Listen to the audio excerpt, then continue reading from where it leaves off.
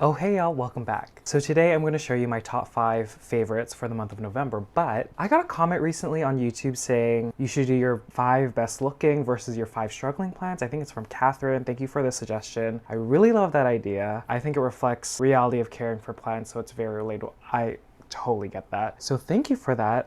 So I'm going to show you my top 5 for the month of November and 5 plants that are struggle bussin'. It's like December at this point. I can't tell. So y'all know me, during the drier months, I usually slather my face in Vaseline. So please excuse the shininess, but the air is dry. The air is dry. Let's start off with the queen of all queens, the Queen Anthurium. I have been just obsessed with this plant, with the new leaf. I will be talking more about it in a future video for Vlogmas.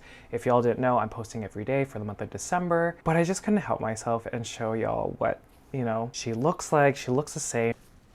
So again, I love her. I'm so happy she still looks good. The oldest leaf, because this Anthurium only has 2 leaves. This is, let me get closer, crisp central. You can see that she's starting to go. And I have a moss pole. There's an aerial root wrapping.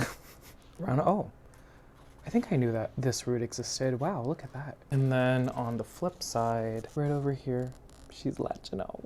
She's latching out. And this is really heavy. And a planter of pawn. I added this a year ago. Can you believe it's been a year since I added this Christmas tree DIY collar? It looks so funny. It's the only plant that has it, but it kind of showcases how tall the stem was, because when I put this cone, I think the plant was only up to here. I wanted to cover all the nodes, all the aerial roots, so it would just root more and feel secure and build that big healthy root system. And now, like a year later, it's like up here. Can you believe that? Like this much in the past year. That is crazy. Again, ups and downs of this plant, but we're like truly at a state where she's like the best she's looked. And so I kind of want to cherish these moments, because you never know what the new leaf is going to look like. Maybe in the future I might miss, flushing this plant when I'm supposed to. Maybe I'm going to over fertilize it, and then there's going to be a lot of salt buildup. Like, I'm just so thankful for this leaf. I do so badly now that I've grown this plant, I really want like a darker form one. And I know there's different varieties, but let's do the pan up. It's incredible, guys. It is so pretty. And another thing I'm so curious about, so I've mentioned this briefly in one of my planter videos, but I'm so curious to see how big these leaves are gonna get. I say that because my Anthurium decipens, even my Anthurium furcatum, they've kind of reached a level where the leaves, they're still big, but they're not getting bigger. And I'm almost thinking it's like a situation where I need to repot it. Maybe the pot's too small, but it also might just be my environment. Like, maybe because I don't have super high humidity, they don't necessarily grow larger than what they are. Who knows? So that is something I'm so excited to observe in the new year. Hopefully, fingers crossed, I master, getting this bigger. We will see. The first plant, the Queen Anthurium. The next plant is Philodendron Mcdowell. I am so just thrilled at how beautiful this plant is. The new leaf is gorgeous. She's rooting in the moss pole so beautifully. She's up here, again, not under grow light. I'm still kind of scared that she might not be getting a lot of light, but philodendrons, they seem to be okay. Gosh, oh my gosh, oh my gosh, oh my gosh. Girls, look at her. She's doing so well.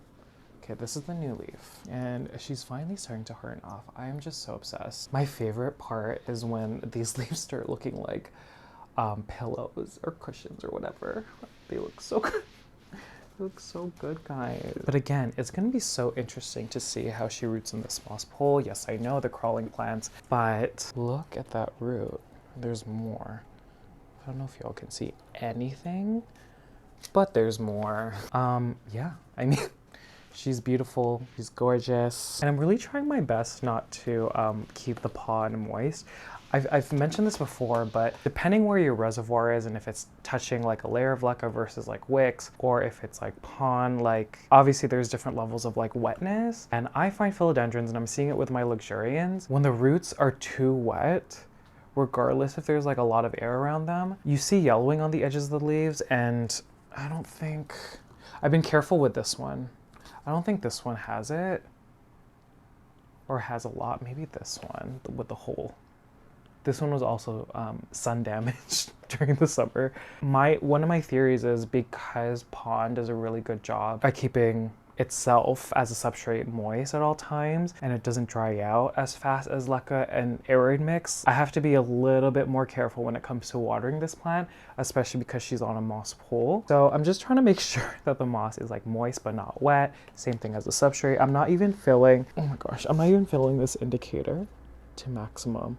I'm trying to go halfway or less than that, and just water frequently, but not with like a lot. Fingers crossed, like this is another video idea I wanna do, like talking about my experience with my Mcdowell. Y'all know that 2 years ago, I grew mine really big in LECA. Now I'm experimenting in pond for the first time and up a moss pole. And so yeah, I'm just very excited to share that journey. It might have to, we'll see if that actually happens. Okay, second plant that I absolutely love, Philodendron Mcdowell. The next plant is the Monstera Burle Marx Flame. I'm so thrilled and happy that I was able to finally share the propagation process of those and how none of them perished. And now I have all these flames. I have so many flames right now. And so I'll show you a couple. If you missed that, like, please check that out. Like, I am so pleased with the result. And obviously I'm grabbing a claw because she's an icon, a legend. God, this was a mistake. I'm pulling so many. Oh, this is a mistakeania. Every time there's plants on like a bottom shelf, they're like so dusty, and then like I always think something's a pest. Okay, Miss Claw, Miss Claw. Just amazing. Just amazing. Again, mother leaf. So this is the leaf that was attached to the cutting. You can see that she's yellowing. Again, my opinion, I recommend not cutting this leaf because there are some mobile nutrients in the leaf that it could pull into the newer growth. I can't even handle how beautiful this leaf is. Like, it is so stunning. This one's in LECA.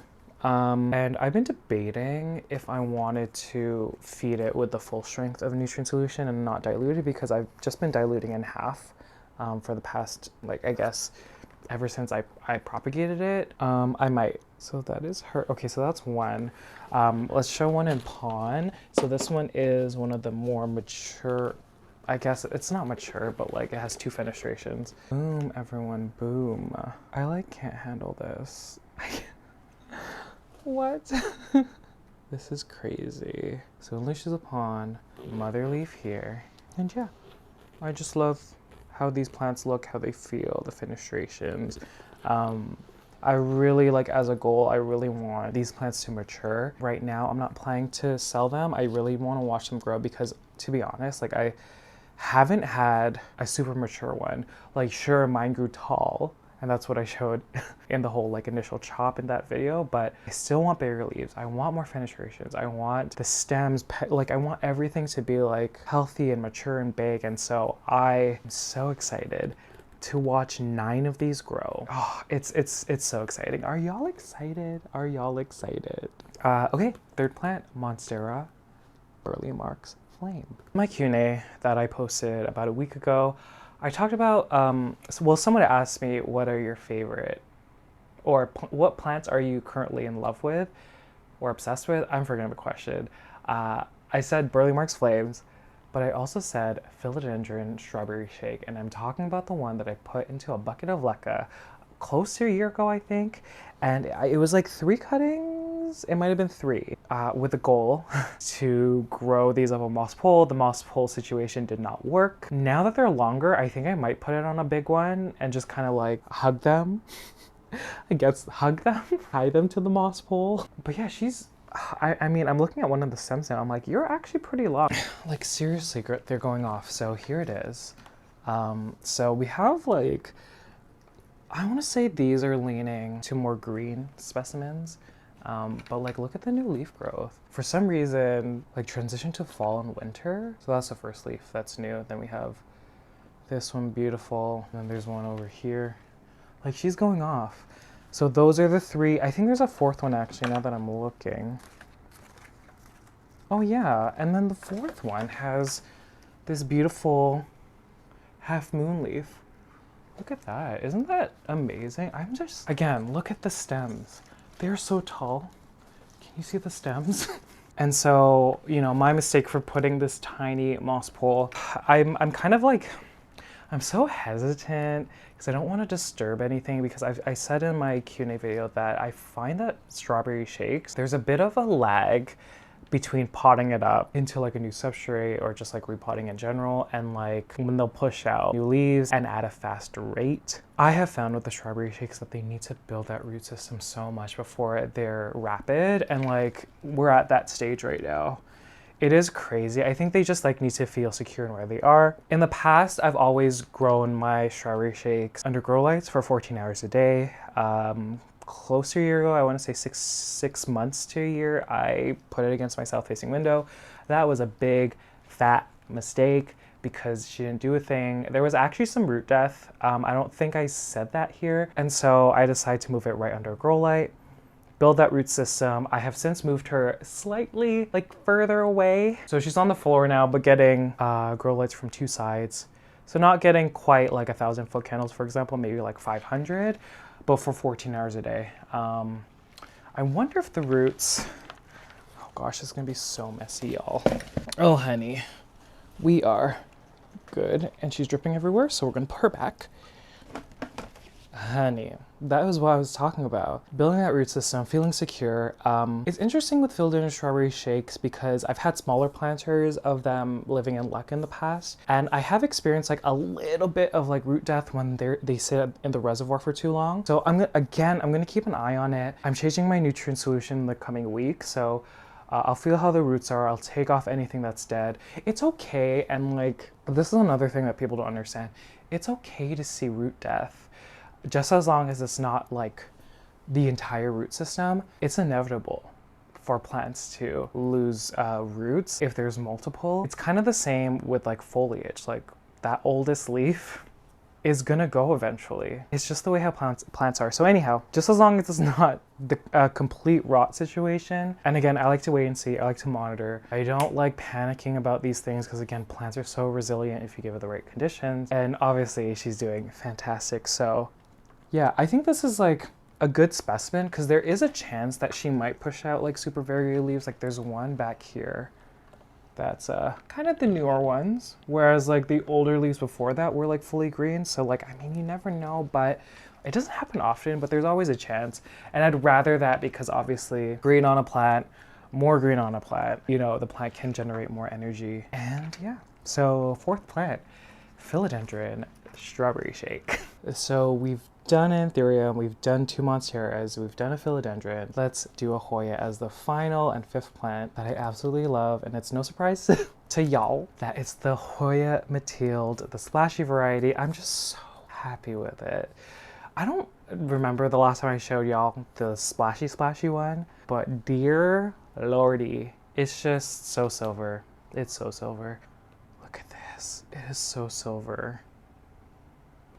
It's really hard to show this in its entirety because like every time I show it back here, I don't think you can really see how silver it is. So I feel like I have to always let the camera adjust and let it pan up. It is incredible. This is another video that I want to do for Vlogmas. I kind of talk about how I got here, and y'all already know that the specimen was not splashy. And so I kept propagating, kept cutting the plant back until I got it. And then let it grow a little bit. Then I propagated it more, put the cuttings in one pot, and that's kind of where we are here. Like I think, because I'm looking, I think there's only 4 plants in here. I think I was at the time very comfortable with the 4, just genetic wise. And you can see that it just carried.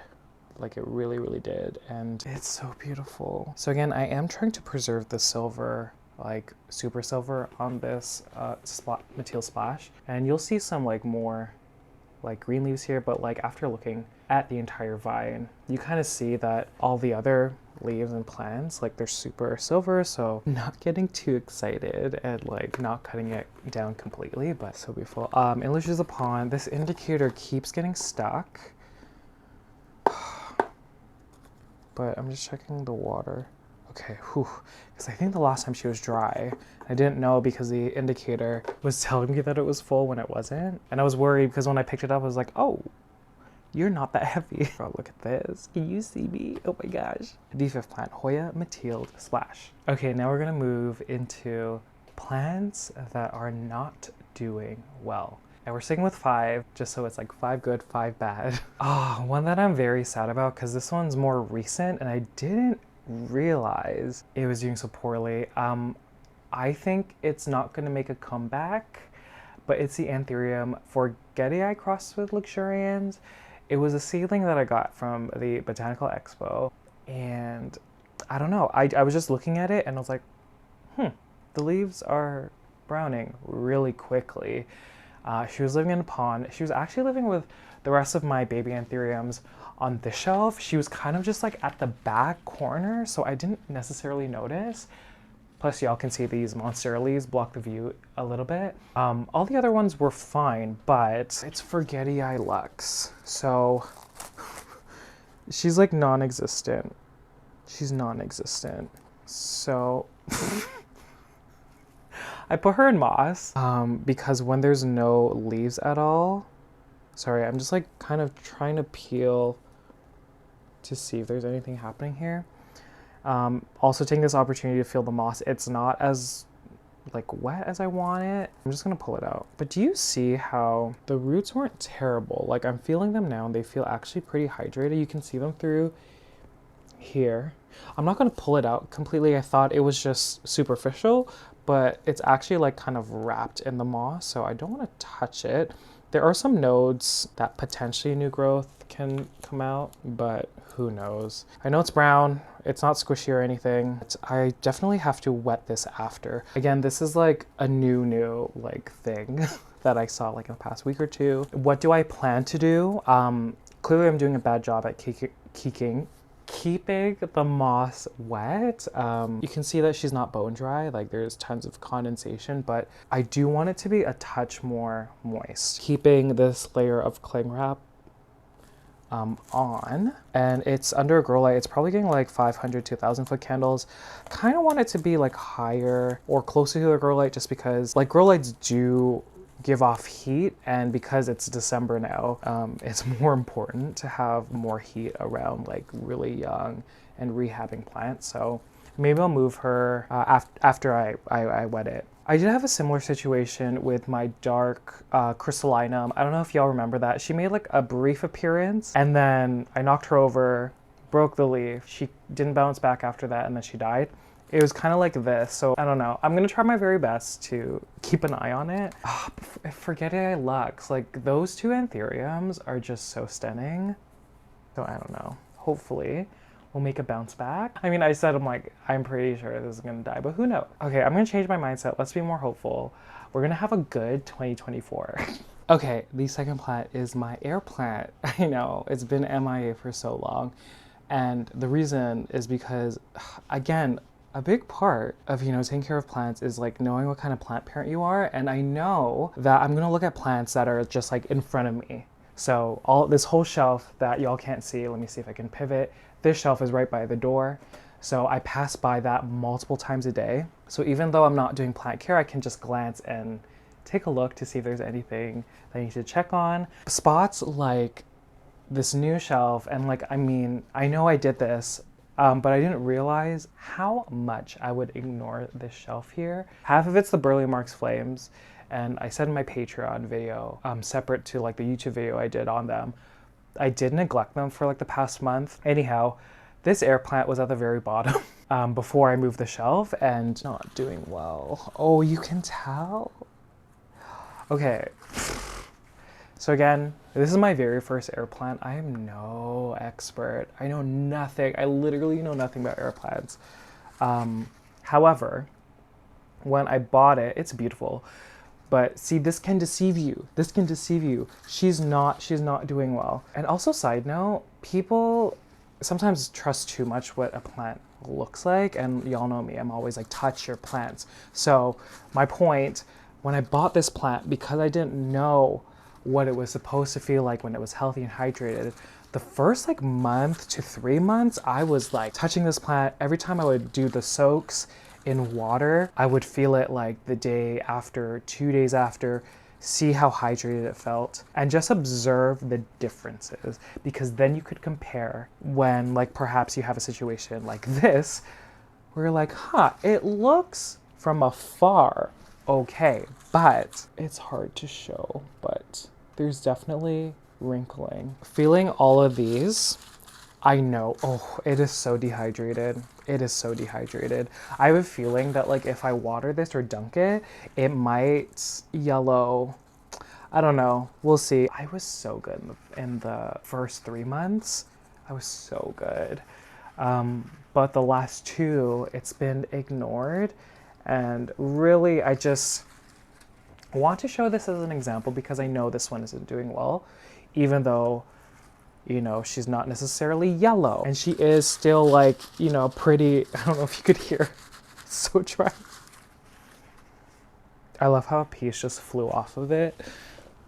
Oh, was this, I don't know. Okay, well, goodbye. But the second plat, okay, what am I gonna do? Sorry, I'm so scattered. I'm gonna do a dunk. I'm gonna keep this in a place where there's a lot of airflow because like right now, the bottom shelf over there, not a lot of airflow, just because I don't want this sitting in like wetness and I don't want to see like any rot around in the center. A tip that I've been told is like do your dunk and then for the first hour to 3 hours after, put it upside down just so the water isn't sitting in like these spaces, because that's when the water is going to sit. If there's not a lot of heat, if there's not a lot of like aeration, it'll get mushy and rot.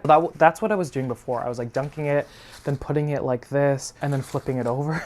There was a point in the past month where she was just like, I was like, I don't actually remember when I dunked it, but she's still upside down. So that's what I plan to do. I'm really hopeful that she'll bounce back. Again, I don't know how resilient air plants are. Like, this is my very first one, and I still haven't read up on them. So very hopeful, but this is the air plant that I still don't know the name of. Is there an X? I think it's a Xeno something.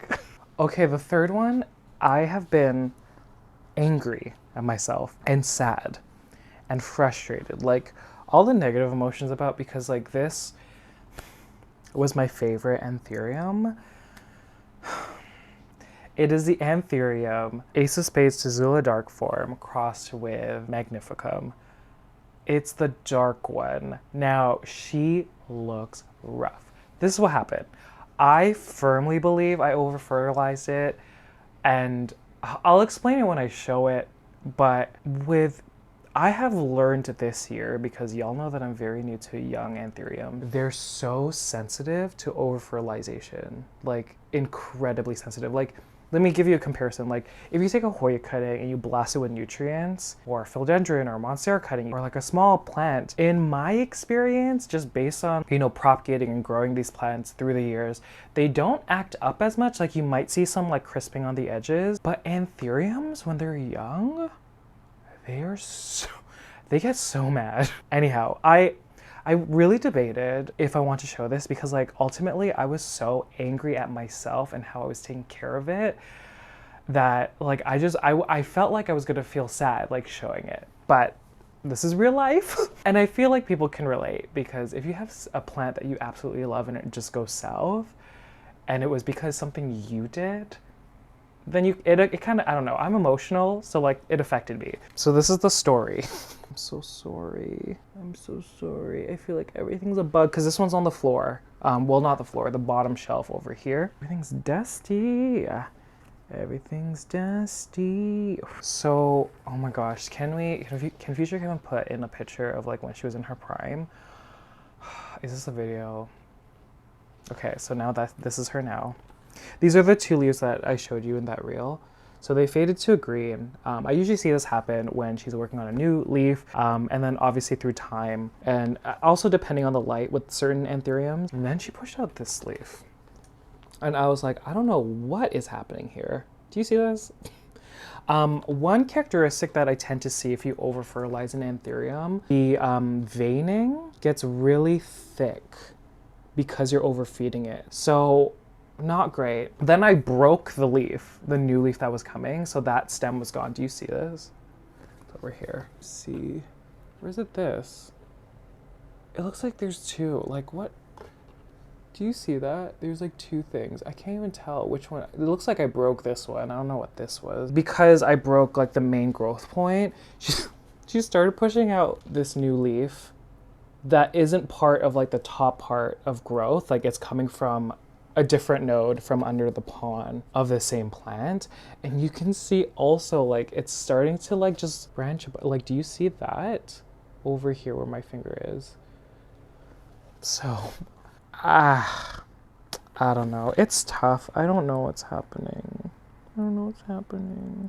So what have I done? I'm still really sad about this one. What am I doing so she bounces back? The first thing I did is I was flushing this so much. I'm again notorious for over fertilizing. And so I just wanted big leaves that were dark and beautiful like this one. And obviously that was the wrong decision. So yeah, been flushing. I haven't been feeding any nutrients actually because I'm just like so terrified now. I forgot to mention I did pull this plant out. I didn't film it. The roots are fine, they're healthy. So just doing a few flushes, like really, really, really good flushes of the substrate. And ever since that happened, that's what this new leaf is. Like that's a result because it didn't have it before I did that flush. So like good news. And like, I don't even know what the other growth point is. Giving this like 500 to 1,000 foot candles for the time being. And yeah, so are we at number 3? That's number 3. She doesn't look terrible, but like, y'all should have seen, like when this one wasn't even hardened off yet, it was like, the color was so strange. And like, you can even see like, what is this shape? It's hard to explain, but that is the 3rd plant. 4th plant, Alocasia golden bone. This isn't, listen, the mama over here, she's also having her own issues. She's not as bad as this one. I still haven't got LECA to repot it into a bigger pot. But this one, the reason why she's like this, y'all, it just got, do you see how bright it is in here? It just got so sunny. What time is it? 11? It's almost 11. That's when the sun peeks through there. The reason why she's not doing great, again, I use deli containers because I think like it's an easy way to like home a plant. If you don't have any planters, obviously it's cheap to just use a deli container. But I tend to forget them. And it's the same with like clear cups. Like I've talked about the clear cups and how I'm trying to move a lot of these plants out of clear cups when I can. So she's, I mean, you can see she's like dry. Like, I mean, that root is there, but like so dry. This leaf looks okay, but like she shouldn't be facing this way. She's definitely dehydrated. Like it feels like okay, but it shouldn't be drooping like this. It should be facing the window because she's against the window. Yeah, I don't know. Alocasia roots, they need to be like moist at all times. I kind of like link them to being very similar to Anthurium roots. Really thirsty, but they don't like sitting in water. Like when I grew my big one in LECA in that bucket, every time the roots sat in the reservoir for like longer than 2 months, they would start dying off. Anthurium roots are the same. Like if you have, again, just based on my experience, when you have Anthurium roots sitting in water for too long or a nutrient solution, they tend to die off. So yeah, the reason why she's like this, neglect the house down, boots mama. And I mean, I think there is some like root death here, root rot. And I'm linking that too because this is the bottom of the LECA.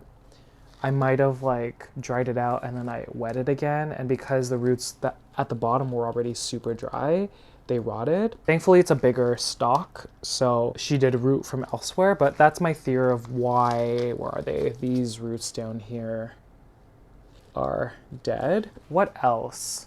What am I gonna do? So I'm gonna just put water. She's against my west facing window right now. I might move it. Keep thinking things are pests. It's just the beneficial. See what happens, put it under grow light, just so there's more energy for the plant to push out new growth, whether that's new roots, new leaves, and then we'll go from there. I might actually include that one in my mother plant planter when I repot all of them. Okay, the last plant that isn't doing well, there are more, but which one's doing, ooh, okay. Remember, this sounds so bad. Remember when I post that video of like 4 plants that I'm like fallen out of love with, and I was like, there was a 5th one. There was a 5th one, which is it? Don't hate me all because this was like one of my first like favorites for years when I first got it. But it is the Syngonium Mojito. I just don't know what to do with it. it's totally my bad. She's living in pond. She's on my top shelf against my west-facing window. Forgotten about it so many times that the leaves have just like fallen off or yellowed, and let's look together. So here she is. Here she is. I actually haven't looked at it. Like, oh, you're pretty. You're actually so, why did I forget about you? See, when you dry at the reservoir and you have leaves coming out, I don't know if I can show. They like stay like this. Do you see all this? Oh my God. Super surprising that she is still pushing out like these new leaves. And again, because these plants look kind of sad, even though I'm treating with beneficials with these sachets, these are the cucumeris beneficials, which they cover thrips and spider mites, other types of mites as well. I don't recommend if you have an active infestation. They're just kind of there to be a preventative. Okay, I don't see any. I probably cut the clip, but I've been looking for a while and I don't see any evidence of anything. But let's show all the dead leaves. So, can you see it all? That is so funny to me. Again, Mojito, and I mean Syngoniums in general, they're pretty resilient. Like, do you see how many dead leaves over here? But then she still continued to have or push out new leaves. I know they didn't like unfurl properly. I do have a moss pole. They're not attached because I've ignored it for like months. She's against my west-facing window next to my Alocasia golden bone that I just showed you. And I talked about when I rearranged my room, Syngoniums can tolerate like, you know, a lot of like air conditioning. So I think that's why she also is doing poorly, because Syngoniums are thirsty when they build that root system. This one has been in this planter since last year, October. So there is a big root system, multiple plants in here, but also because there's a ton of airflow, it really dried out the substrate. And so I had to water this so much. And like when I miss like a watering, it dries out a lot. So that's what I'm thinking happened. In another planter video, I'll clean this up. Maybe I'll take away a few of the plants because she's kind of chaotic right now. I don't know about the moss pole. We'll see. I'm like, again, I'm just not the type of person that likes growing a lot of plants on moss poles. Like I'll do a few, but like for example, the Syngonium, you don't necessarily need to put one on a moss pole. Like it'll do okay. But wow, this is so chaotic. But the fifth plant is the Syngonium Mojito. Okay guys, I guess that's it. Whoa, it is so sunny in here. It's so nice. It's been really dark recently in Toronto. And well, I mean, I guess in most parts because it's winter, but this is so nice. This is so nice. Okay, what were y'all's favorites out of the first 5? I mean, you could say what's your favorite of the last 5 as well. But yeah, that was a good idea because I've never done a favorites video like this before. It's always been like all the good. And I've obviously been vocal about how stuff you see on social media, a lot of it isn't real and people can manipulate anything that they post. So I said I want to do a better job at showing you a lot of the bad. And that will continue during Vlogmas. That will continue like in the new year. Thank you all for watching. I will see you in the next one.